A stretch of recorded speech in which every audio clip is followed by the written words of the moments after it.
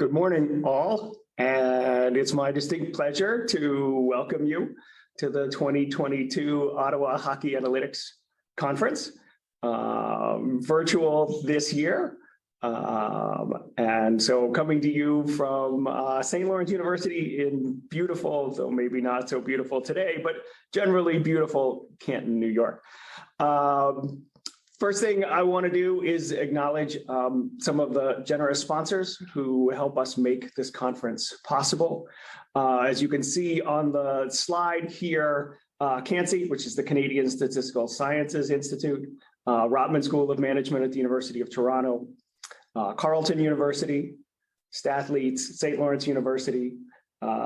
In addition, want to acknowledge generosity of the Statistical Society of Ottawa and the St. Lawrence University women's ice hockey team. Couple of administrative things to take care of this morning. And I need to do a little something here, sorry. First, conference code of conduct. So I'll hit some highlights here, but you can read what's on the screen there. So this conference, dedicated to providing harassment-free conference experience for everyone involved. We expect all the communications and interactions related to the conference will be cordial and professional. Harassment of conference participants will not be tolerated in any form. We value the attendance of all participants. We expect all participants to be respectful and courteous. Harassment includes, and you can see the long list there of unwelcome activities. Participants may be asked to stop harassing behavior and expected to comply immediately.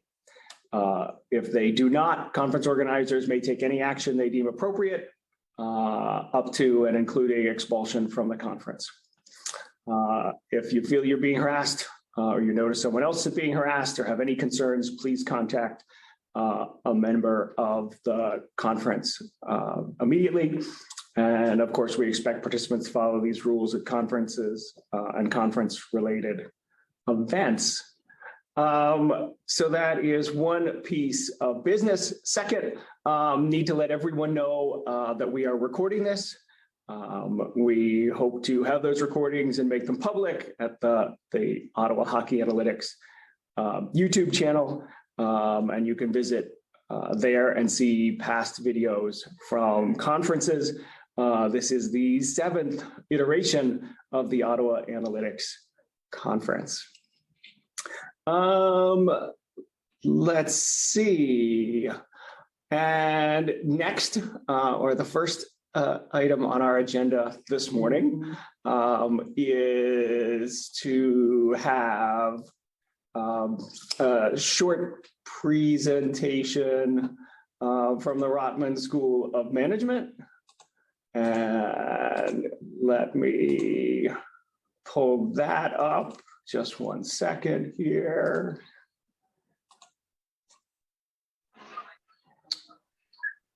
Excellent, and I'm going to turn it over to Meghan Chayka, who is one of the co-founders of Stathletes, which is one of the leading sports technical companies in the world. Meghan has been recognized for her work in hockey and other sports, including being named one of the top 100 most influential people in hockey by the Hockey News. And I'm very lucky to have Meghan as one of the co-organizers working with us on the conference. And Meghan also teaches as part of the School of Management, the Rotman School of Management at the University of Toronto.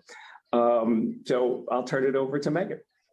Thank you. And I hope my sound's okay. I'm sorry if I'm a little loud in the background, but great. Awesome. And I mean, congrats to you and Shirley too on the 7th iteration. I think, you know, what you do and what this conference does and including more people in analytics is everything that we're about. And obviously like the Big Data Cup and the women's data is very near and dear to my heart. So I am sorry, I am coming to you from very sunny Florida. I feel like Kevin Weeks. I am just in a random place. Maybe I'll show you where I am, but definitely excited to see the presentations. I may see some after the fact, but happy to be here. So just to touch on one of our sponsors, who's been very generous with their time and resources and capital and a lot of the prize money as well. The Rotman School of Management, #1 university in Canada, as well as internationally acclaimed. And why would you look at doing more analytics focused? Well, sometimes you get to the end of an undergrad and maybe you're looking at the job market, and right now I think data is a very specific field, but there's a ton of opportunity as well. So especially if you're looking on the finance side or consulting, there's a lot of good programs, and the MMA, I think, for me at least, is one of the top in the world and definitely in Canada to look at in terms of furthering your education. So, from there, they have a curriculum that's very robust in terms of giving you the skill sets. If you want to jump to the next slide, you can see that there's like a lot of technical skills. So the coding, different areas that help you out, getting those skills up that maybe you didn't get an undergrad or you need to get if you're looking at different job postings or wondering what's next, how do I learn that? The TD Data Lab as well has helped sponsor, and they do a lot of those tutorials and different ways to help students really develop their portfolio and their CV before they go out into the world looking for jobs.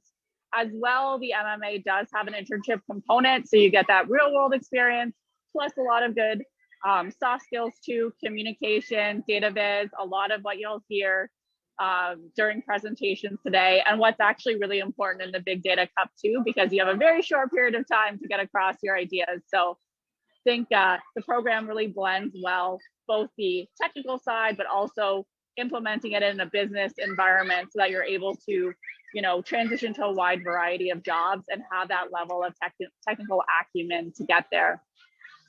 Maybe jump to the next slide.